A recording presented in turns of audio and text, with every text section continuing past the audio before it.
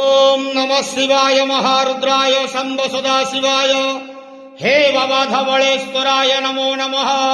दीपं यदि परं ब्रह्म दीपं यदि जनार्दनः दीपाहरतु मे पापो पूजा दीप नमस्तुते।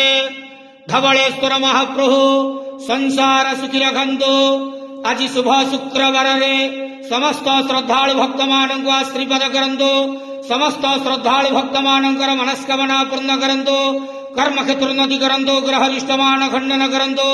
जगतर मंगल करंतु। विश्वर कल्याण करंतु। आपणकर नाम प्रकाश करंतु।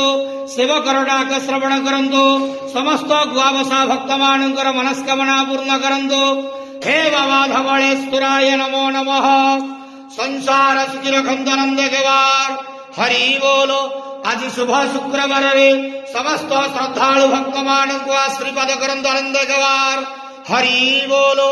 ओम नमः।